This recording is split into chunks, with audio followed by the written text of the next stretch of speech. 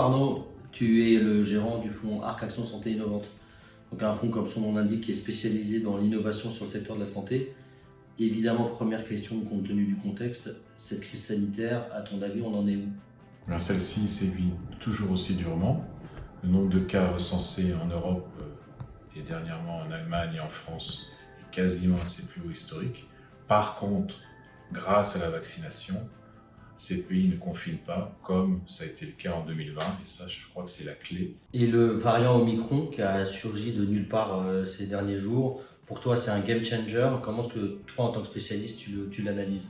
Il semble qu'avec les vaccins actuels et surtout le booster, la protection des vaccins soit toujours suffisante pour que les gens aient une vie normale et avec ce variant.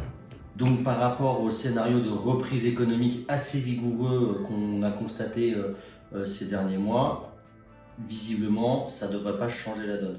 Ce scénario-là ne sera pas modifié drastiquement.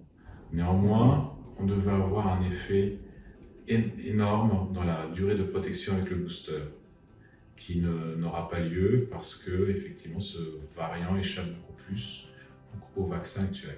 La deuxième grand élément sur lequel toi tu nous as beaucoup alerté et dont on entend moins parler, c'est cette fameuse réforme du secteur de la santé qui est prévue aux États-Unis. Ça dure, mais on en est où sur ce sujet-là? Surtout, pourquoi est-ce que c'est aussi important?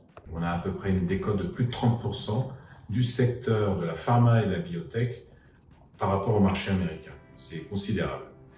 Et les réformes qui se pointent, qui sont en discussion aujourd'hui au Congrès, on a des impacts sur ces bénéfices entre 5 et 15%. Et pourquoi est-ce que ça a un tel impact sur les bénéfices? En quoi cette réforme va radicalement changer le secteur de la santé? Il y a plusieurs éléments qui sont les plus blancs d'attaque des politiciens. Le premier, c'est qu'ils vont limiter la hausse des prix des médicaments qui seront un peu plus en phase avec l'inflation.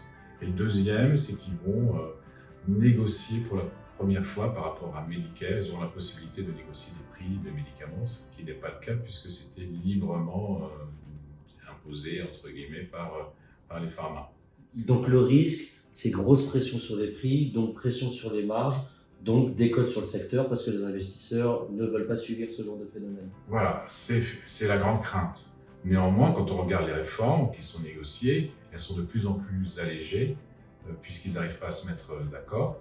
Et surtout, le marché a amplifié ces craintes, puisqu'il faut comprendre que Medicare aux États-Unis, c'est 35 à 40% de la vente des médicaments aux États-Unis. Le reste, c'est du privé. Cette réforme, du coup, les résultats, c'est pour quand? Elle devait déjà être adoptée, cette réforme. Mais malheureusement, aujourd'hui aux États-Unis, la réalité, c'est que depuis le mois d'août, on n'a toujours pas de budget pour 2022. Et c'est tout un package. Toutes les lois d'infrastructure doivent être votées, le budget et également la réforme de la santé. Donc actuellement, ils ne se mettent pas d'accord. C'est reporté. Ça a été reporté donc d'août à octobre, octobre-décembre, et là maintenant c'est à février. Donc raisonnablement en 2022, scénario plutôt optimiste pour le secteur de la santé, parce que cette réforme du secteur de la santé aux États-Unis va finir par aboutir. Les investisseurs vont comprendre où ils habitent et on devrait avoir une décote qui disparaît. C'est tout à fait notre conviction. Et là, quand tu dis santé, c'est plutôt la partie pharma-biotech. Cette décote va se réduire. Et ce qu'il faut quand même noter, c'est que les fondamentaux de ce secteur sont encore plus forts aujourd'hui, en 2021 et 2022, qu'ils n'étaient en 2019. Et ça irradie tout le secteur, tous les segments, nos principaux 3 piliers, que sont la pharma, la biotech, la medtech et les nouveaux services, la digitalisation et la miniaturisation. Un exemple de valeur dans la robotique que tu aimes bien? Intuitive Surgical, et puis après, effectivement... Ça, c'est des robots? Ça, c'est des robots, ouais. Génial. C'est des robots chirurgicaux. Et puis, on a toujours Stryker, qui a également des robots. Donc, tout ça, c'est des valeurs à privilégier, effectivement. D'accord. Merci beaucoup, Arnaud. C'est un plaisir.